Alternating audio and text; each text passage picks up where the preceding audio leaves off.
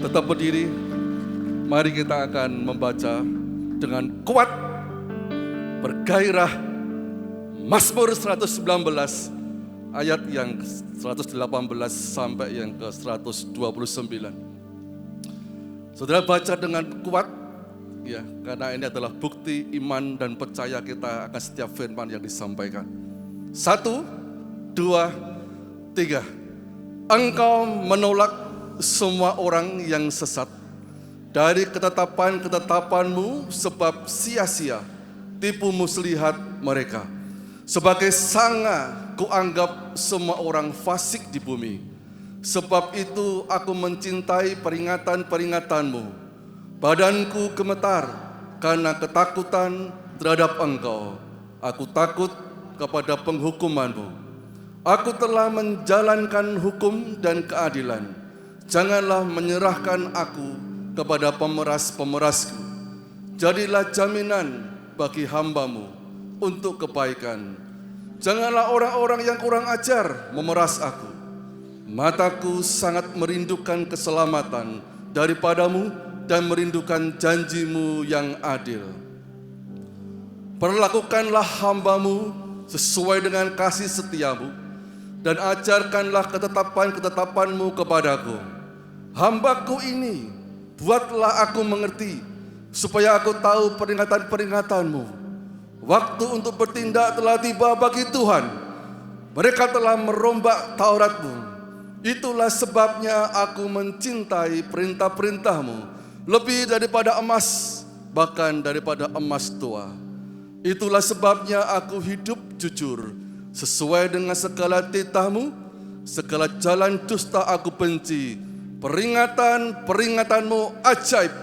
Itulah sebabnya jiwaku memegangnya. Amin, amin, amin. Terima firman dalam hidup saudara. Hari ini ada tamu yang luar biasa. Setiap tahun beliau datang ke tempat ini memberkati kita dengan firman. Tadi kemarin sore di youth, luar biasa, ajaib, ya, firman 1,5 jam. Anak-anak youth diberkati luar biasa. Hari ini kita akan menyambut Pastor Kong Leoris.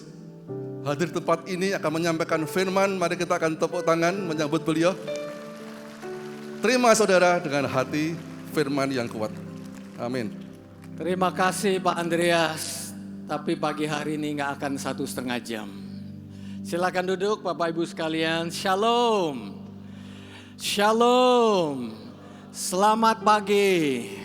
Kasih tahu kiri kanan, kita tidak akan 1,5 jam firman Tuhan pagi hari ini. Saya diberikan topik yang saya senang sekali. Saya renungkan topik ini, saya meditasi, saya cari firman-Nya. Walaupun saya dikasih topik, tetapi saya sendiri menyenangi topik yang luar biasa. Judulnya adalah Kingdom Prayer, berdoa dengan gaya cara kerajaan. Kingdom Prayer, dan kita akan belajar firman Tuhan pagi hari ini. Saudara menikmati hadirat Tuhan pagi hari ini?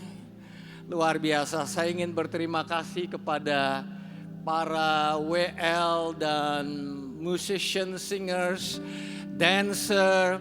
Waktu saya masuk, baru langsung masuk, saya merasakan luar biasa.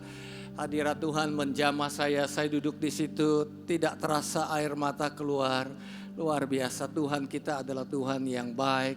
Luar biasa mengasihi saudara dan mengasihi saya.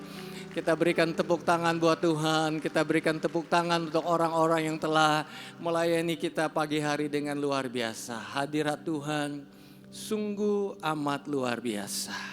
Dan hadiratnya adalah simple, sederhana. Dia selalu ingin hadir di tengah-tengah saudara. Bahkan sebelum saudara datang ke tempat ini, dia sudah hadir. Amin saudara ya, luar biasa.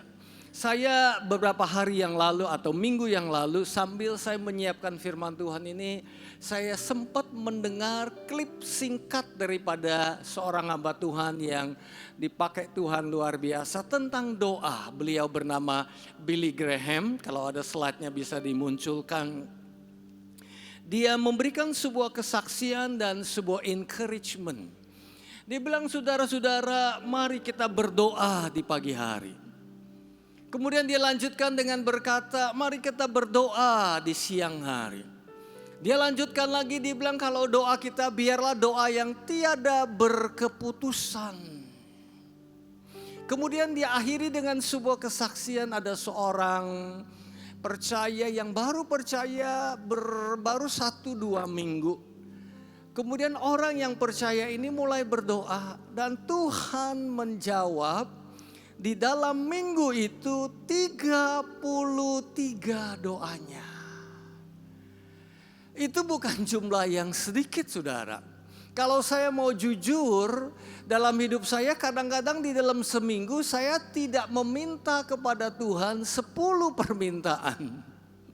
Tapi orang ini meminta 33 kepada Tuhan dan Tuhan menjawab seluruh permintaannya. Luar biasa, saudara, 33 itu banyak loh. Dalam 1 minggu loh. Kalau Tuhan jawab doa saya 2, saya udah suka citanya luar biasa dan saya akan kasih kesaksian di mana-mana tentang bagaimana Tuhan menjawab doa saya. Tetapi ini 33 di dalam 1 minggu. Luar biasa. Dan penekanan yang saya terima dari khotbah singkat itu hanya beberapa menit. Artinya apa? Artinya yang saya dapat kesannya, Tuhan lebih ingin menjawab doa saudara daripada kerinduan saudara untuk meminta daripada Tuhan. Sekali lagi, Tuhan itu lebih berani dan lebih ingin menjawab kebutuhan saudara daripada keinginan kita berdoa kepada Tuhan. Keren loh Tuhan kita. Bahkan kita lupa berdoa pun saya tidak anjurkan tentunya.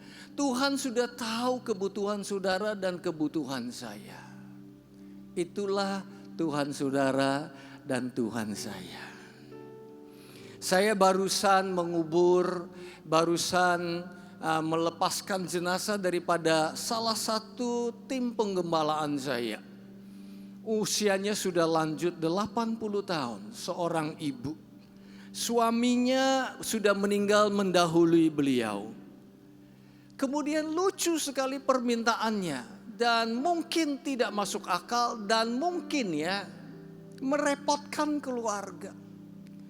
Tetapi karena kasih daripada ibu ini kepada suaminya, dia berpesan kepada anak-anaknya, nanti pada waktu dia ditaruh di peti mati, tulang-tulang daripada suaminya dijadikan satu dengan dia, supaya jenazahnya dilepaskan bersama-sama. Itu bukan pekerjaan yang gampang, apalagi dia meninggal di saat-saat yang tiba-tiba. Ya namanya orang meninggal gak ada yang pernah plan ya. Dan keluarga tentunya kaget sekali bagaimana harus mengambil tulang daripada jenazah papi dan kemudian menyatukan. Itu sesuatu yang belum pernah mereka lakukan. Dan pada hari itu, pada waktu hari di mana penutupan peti, saya melihat tulang daripada suaminya ada di dalam tulang iga daripada jenazah istrinya. Tidak kelihatan dari luar tapi ada di dalam dan kemudian dilepaskan jenazahnya bersama-sama. Saudara minta maaf ya, kalau orang sudah mati mah sudah menjadi debu, tanah, sudah tidak ada kehidupan. Tubuh kita ini fana, tidak banyak artinya. Walaupun kita memberikan hormat yang baik ya. Tetapi ngapain sih digabung? Buat apa? Toh di sana tidak lagi ada kawin mengawinkan. Benar ya saudara ya? Tetapi karena cinta sejati daripada ibu ini kepada suaminya dan suaminya kepada ibu ini, permintaannya yang dalam tanda petik sekali lagi tidak masuk akal dan tidak perlulah kalau menurut ukuran orang lain ya. Tuhan menjawab doa daripada ibu ini. Di situ saya merenung, saya bilang Tuhan, tidak ada perkara yang terlalu besar, termasuk yang terlalu kecil, yang Tuhan tidak tahu kebutuhan dan kerinduan kita.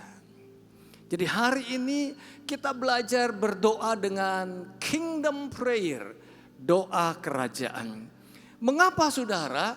Karena Tuhan senang menjawab doa saudara dan menjawab doa saya. Bahkan dia akan menjawab melampaui ekspektasi saudara. Sekali lagi, firman Tuhan berkata dia akan menjawab, sedang menjawab dan sudah menjawab permintaan saudara melebihi permintaan tersebut. Itulah Tuhan saya dan Tuhan saudara. Saya senang sekali dengar kesaksian ada orang yang butuh X rupiah misalnya. Tuhan jawab persis dengan X rupiah. Tidak kurang 1 rupiah, tidak lebih 1 rupiah. Saya sangat menghargai kesaksian tersebut dan saya bertepuk tangan.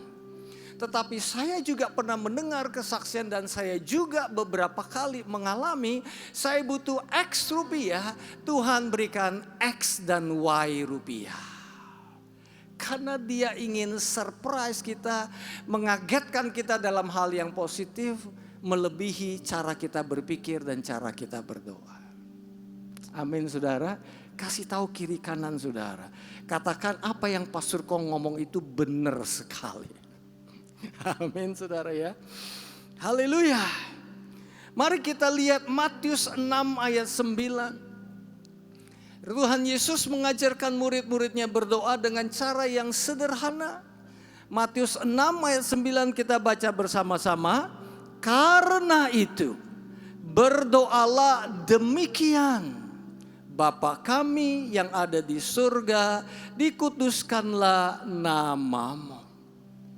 Nomor 1 saudara, doa itu bukan hanya permintaan biasa, tetapi berdoa itu kepada seorang pribadi. Dan dia tidak lain dan tidak bukan orang asing. Dia bukan orang asing, dia bukan orang yang kita tidak kenal, dia bukan dari planet lain, dia bukan dari negara lain, dia bukan dari kota lain. Dia adalah Bapa kita sendiri. Berdoalah dengan sadar saudara sedang minta kepada seorang Bapa. Waktu saya mau masuk universitas saudara, saya membuat sebuah keputusan yang bodoh.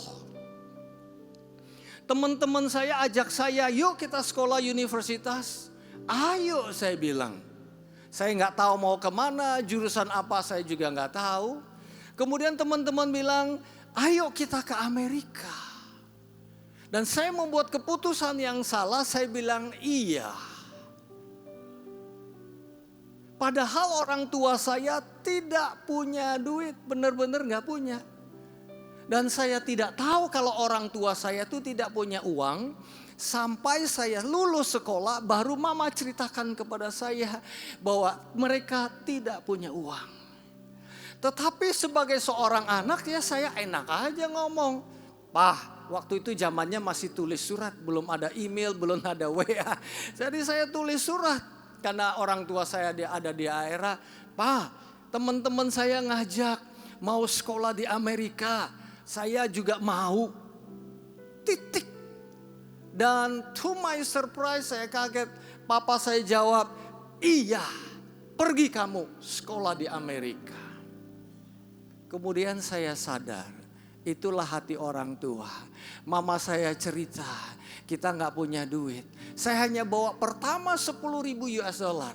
Setelah itu saya harus atur dengan baik. Kemudian duitnya sudah habis, teman-teman saya sudah dikirimin. Saya bilang sekolah saya perlu lagi 3.000 US dollar.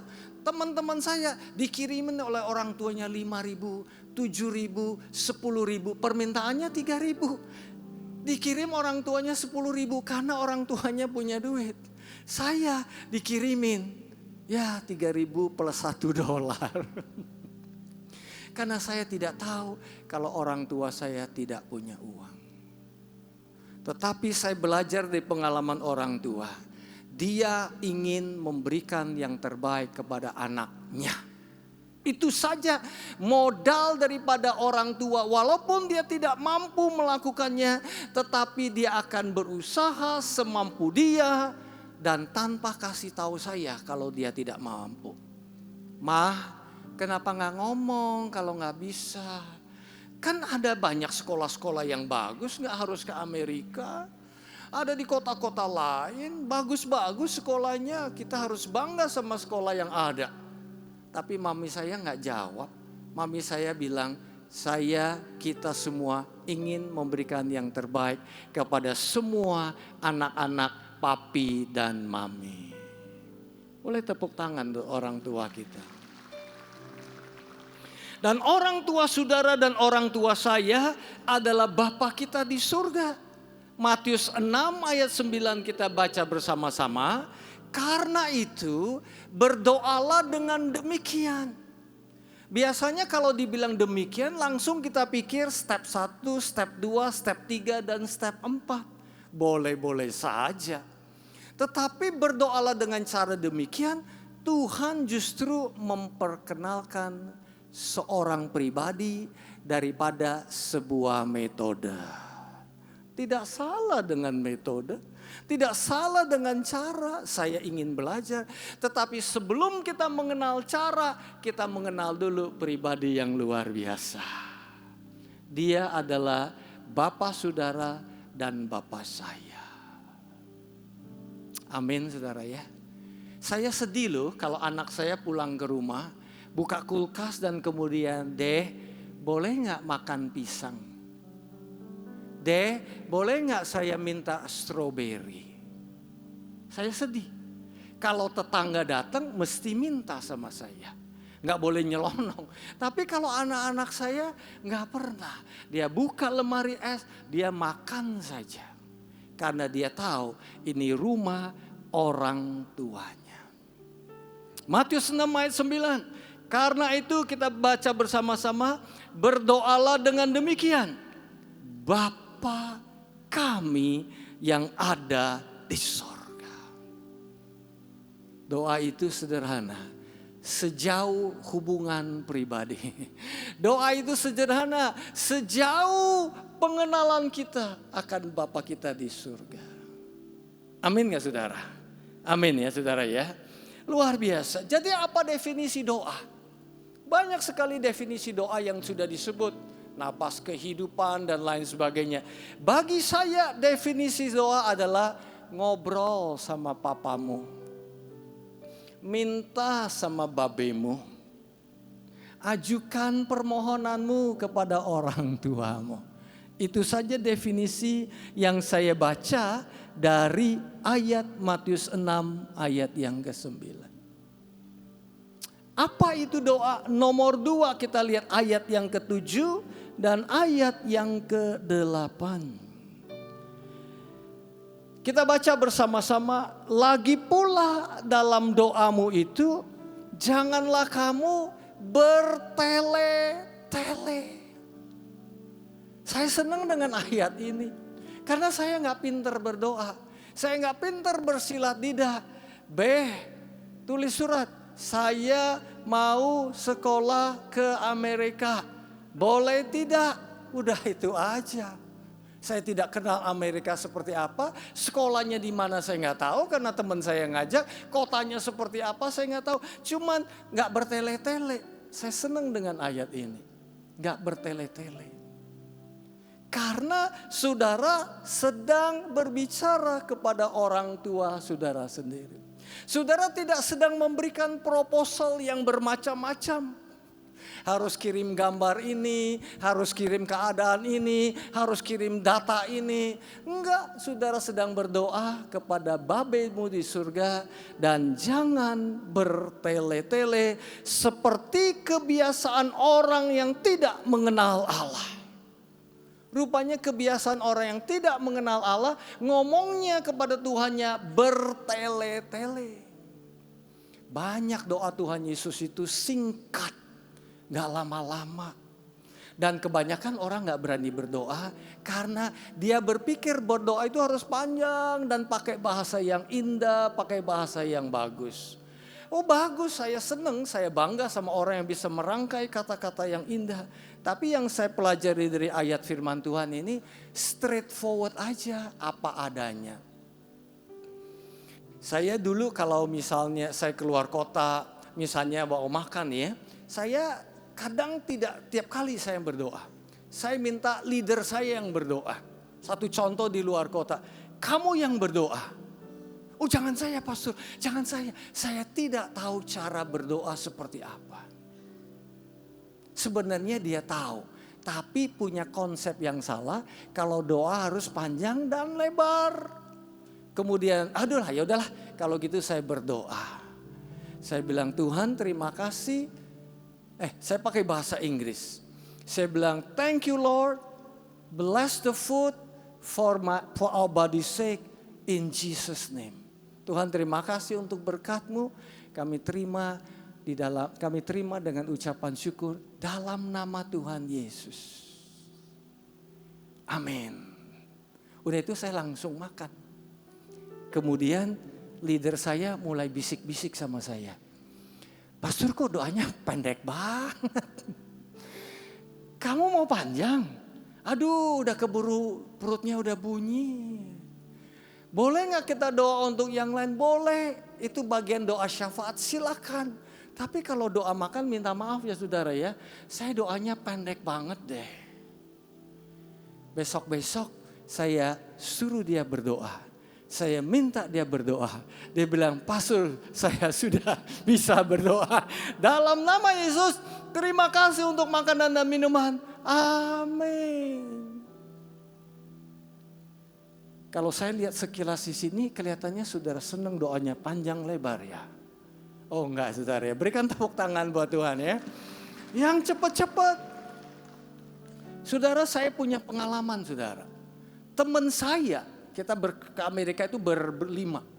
Teman saya kalau doa panjang, lebar sekali. Bagus kata-katanya. Tapi sayang sekali setiap dia doa, ayamnya hilang satu. Besoknya dia doa lagi yang panjang lebar, telurnya dia hilang satu saudara. Diambil sama teman-temannya yang nakal-nakal. Mulai saat itu dia berdoa dengan pendek saudara. Bercanda ya saudara ya. Ya doa itu firman Tuhan bilang, jangan bertele-tele. Saya tidak anti doa yang panjang saudara, jangan salah mengerti. Tapi yang saya pelajari dari Tuhan, lagi pula di dalam doamu jangan kamu bertele-tele seperti kebiasaan orang-orang yang tidak mengenal Allah. Mereka menyangka, katakan menyangka. Mereka sangka bahwa Tuhan mendengarkan doa saudara berdasarkan jumlah kata, jumlah kalimat, dan pemakaian kata-kata yang bagus dan sempurna. Tidak. Berdoalah dengan hati, itu nomor 2. Nomor 1, berdoalah dengan sadar saudara sedang berkata kepada Bapa di surga. Nomor 2, pray with your heart, dengan hati. Gak usah dengan panjang lebar, gak usah dengan kata-kata yang bagus, silahkan boleh saja. Tetapi doa Tuhan berkata, pray with your heart. Tuhan aku butuh ini. Tuhan aku ingin berkati ini. Tuhan tolong saya dalam hal ini. Haleluya. Mereka menyangka bahwa doa mereka yang panjang itu akan dikabulkan. Jadi janganlah kamu seperti mereka. Kenapa jangan seperti mereka? Karena 3, 2, 1 Bapamu mengetahui apa yang kamu perlukan. Bahkan sebelum kamu meminta kepadanya. Wow, tepuk tangan yuk untuk ayat ini. Rupanya sebelum saya minta papi saya uang untuk sekolah, papi sama mami sudah ngomong-ngomong terlebih dahulu. Mereka sudah berencana untuk memberikan yang terbaik kepada anak saya. Jauh sebelum saya sempat menulis surat meminta kepada orang tua untuk sekolah di negara tertentu. Keren ya. Bapamu mengetahui apa yang kamu perlukan sebelum kamu minta kepadanya. Berarti Tuhan lihat hati saudara. Tuhan melihat air mata saudara. Tuhan melihat kebutuhan saudara jauh sebelum saudara sanggup mengatakannya di dalam mulut kita. Bahkan kalau mau jujur ya, kadang-kadang kita nggak tahu mau ngomong seperti apa. Kadang-kadang kita tidak tahu mau minta seperti apa. Tetapi hati kita sudah Tuhan dengar. Hati saudara sudah berbicara kepada Tuhan. Ada hal-hal tertentu yang kadang saya nggak berani minta sama Tuhan. Karena batas pengertian teologi saya yang terbatas. Saya nggak berani minta. Karena kalau saya minta ini benar nggak ya Tuhan ya? Kalau saya minta ini benar secara teologi benar apa enggak? Saya dibatasi pikiran saya dengan kemampuan teologi saya. Tetapi saya mengucap syukur ada hal-hal yang saya belum terucapkan di mulut saya dengan bahasa yang tepat. Tuhan tahu hati saya dan Dia menjawab doa saudara dan doa saya. Nomor 1, berdoalah dan ingat saudara sedang berbicara kepada orang tua saudara. Dan nomor 2 apa saudara? Berdoalah dengan hati saudara.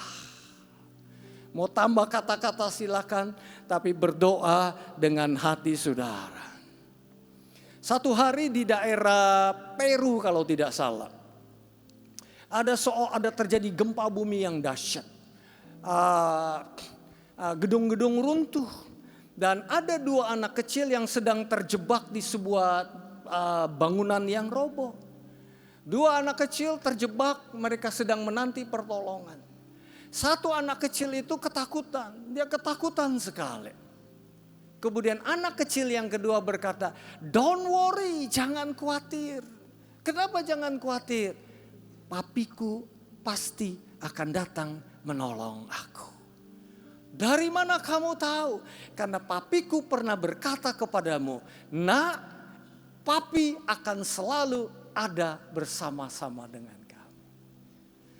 Beberapa saat kemudian betul papinya datang dan mereka berdua dievakuasi dan selamat. Dan sebelum keluar dan berpisah, anak kecil yang satu ini berkata kepada temannya, "See, I have told you, my dad will come and rescue me."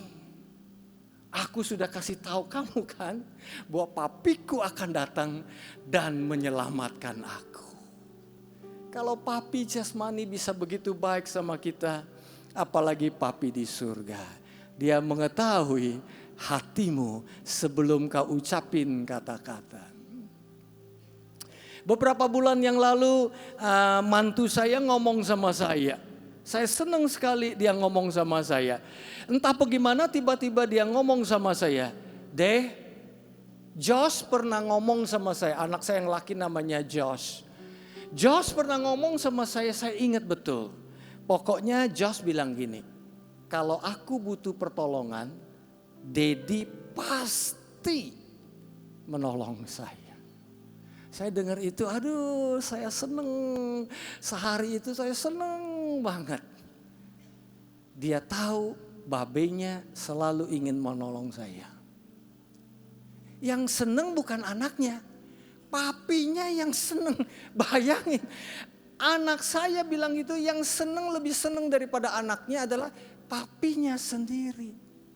Demikian juga kalau saudara tahu hati Bapa kita di surga hari ini senang benar ayat ini dibacakan.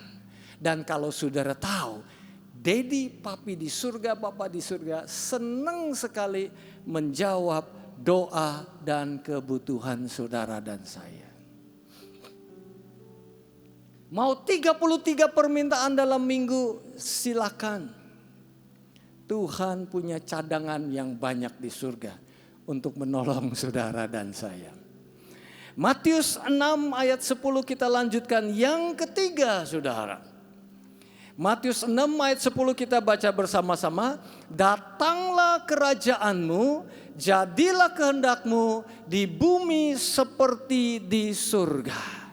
Number 3, berdoa dengan otoritas.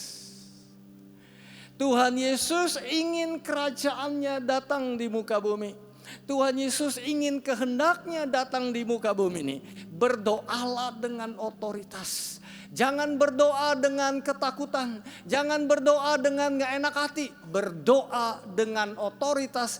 Karena Tuhan ingin kerajaannya datang di muka bumi. Tuhan ingin kehendaknya terjadi di dalam hidup saudara. Dan menurut saya kerajaan Dia lebih bagus daripada kerajaan saudara. Keinginan Dia lebih mulia daripada keinginan saudara dan keinginan saya. Berdoa dengan otoritas. Berdoa sebagai putra putri kerajaan surga.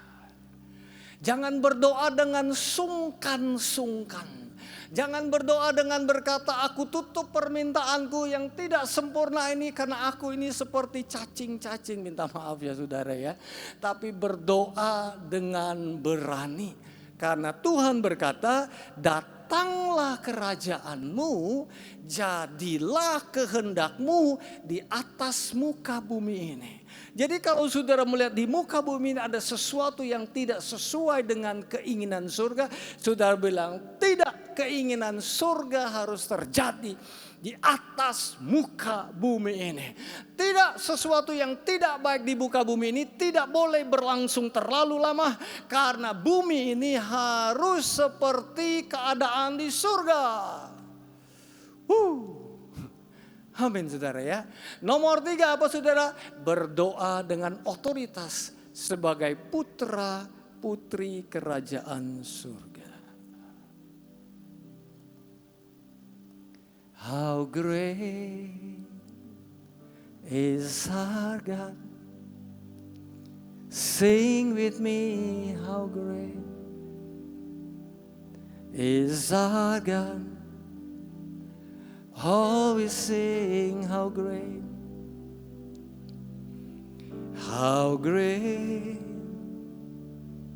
is our God.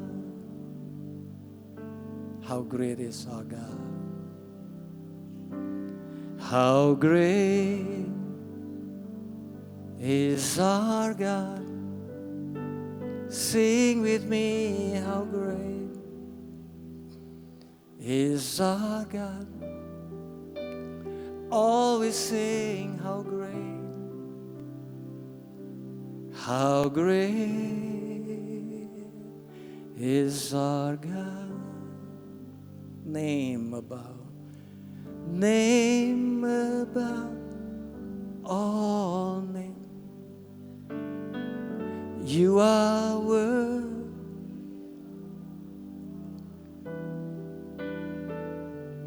And my heart will sing, how great is our God. Name above all. Name above all names. You are worthy of our praise. And my heart will sing, how great is our God. Slide yang berikut, slide tentang anak bungsu dan anak sulung. Slide ini bercerita tentang anak bungsu yang terpuruk. Anak sulung juga terpuruk. Anak bungsu miskin, melarat. Tadinya orang kaya, dapat harta warisan dari orang tuanya. Cara dapatnya memang kurang ajar. Tapi kemudian dia berfoya-foya, pergi ke luar kota, pergi ke luar negeri, keluar dari kampung halamannya. Boleh ditayangkan slide-nya. Dan kemudian hidupnya dalam susah. Tidak hanya dia tidak punya duit, dia kehilangan identitas dirinya. Dia kehilangan harga dirinya. Itu yang terjadi sama anak bungsu. Dan dia tidak dikasih makanan, tidak dikasih minuman sama tuannya. Mau minta kerja sana sini nggak dapet. Akhirnya kerjaannya memberi makan kepada babi. Dan saking laparnya dia makan apa yang menjadi makanan babi. Kira-kira orang ini buruk sekali nggak? Sangat amat buruk. Dia kehilangan direction di dalam hidupnya, nggak tahu mau kemana. Tetapi puji Tuhan, pada waktu dia sadar bahwa bapaknya baik.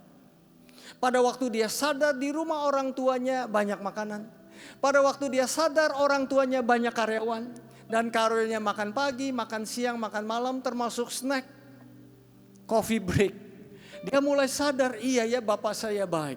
Karena dia sadar bapaknya baik, makanya dia bilang, aku mau pulang ke rumah. Tetapi yang lebih mengejutkan dari story itu bukan anaknya pulang ke rumah, tetapi bagaimana reaksi bapaknya terhadap anak yang sudah keterlaluan. Sekali lagi yang mengagetkan saya di dalam cerita ini adalah reaksi, katakan reaksi. Reaksi daripada seorang bapak yang sudah dilukai, yang sudah dicemari nama baiknya, yang sudah diketerlaluan sama anaknya, bagaimana reaksi sang bapak terhadap anaknya yang sudah amat kurang ajar. Bapaknya memberikan dia jubah. Dan jubah yang diberikan adalah jubah yang terbaik. Menurut saya jubah yang terbaik siapa lagi kalau bukan jubah bapaknya sendiri. Jubah yang terbaik menurut saya kalau bukan koleksi daripada jubah bapaknya, jubah siapa lagi yang terbaik. Jubah bapaknya diberikan kepada anaknya, simbol daripada anaknya punya hak kembali, punya posisi yang benar kembali di hadapan bapaknya. Dan kemudian ada dikasih cincin otoritas, dikasih sendal, saya pernah korbakan di sini, yang mensimbolkan dia sebagai putra putri kerajaan surga. Saya flashback sedikit. Reaksi bapaknya itu luar biasa. Berarti bapaknya lebih ingin anaknya kembali daripada anak itu ingin kembali. Berarti kasih bapaknya saking besarnya. Dia bisa melampaui segala kekurangan yang sudah dilakukan oleh anaknya. Kalau dengar cerita ini saudara, mengapa saudara dan saya tidak berani berdoa dengan penuh otoritas? Mengapa saudara dan saya sungkan berdoa di dalam kuasa kerajaannya yang luar biasa? Kemudian yang hilang juga anaknya yang sulung. Anaknya sulung hidup di rumahnya, mendapatkan harta 2 kali daripada adiknya. Tetapi cara berpikir anak yang sulung masih cara berpikir sebagai seorang hamba atau seorang karyawan. Makanya dia iri hati kepada adiknya yang dipestain. Buang-buang duit. Ini orang keterlaluan, kenapa babe begini. Dan satu statement daripada papanya kepada anaknya ini, anak yang sulung. Nah, bukankah yang aku punya, kamu punya juga. Lagi pula, aku sudah kasih kamu 2 bagian dibandingkan dengan adik kamu 1 bagian. Itu cara orang Yahudi membagi harta. Itu cara ditulisnya di perjanjian lama. Kamu lebih kaya daripada adikmu, tetapi kamu tidak berpikir seperti bapak berpikir. Ayo nak, apa yang aku punya milikmu juga. Mari kita berpesta. Saudara, di dalam hidup kita berdoa dengan penuh otoritas. Amin saudara. Kita summary saudara. Nomor 1, berdoa dengan apa saudara? Berdoa dengan mengenal. Saudara sedang ngomong sama bapamu sendiri. Nomor 2, berdoa dengan hati saudara. Dan nomor 3, berdoa dengan otoritas sebagai putra putri kerajaan surga. Mari kita